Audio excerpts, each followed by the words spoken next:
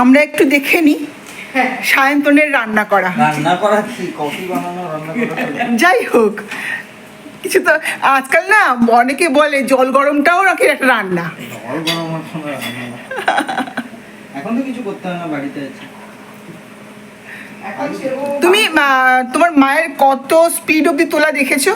আমি মামের দেখেছি অনবোর্ড বেশি না, 165 এর কাছে দেখেছি। Are you kidding? মানে ও বেশি না? 165 দেখেছি। Are you kidding?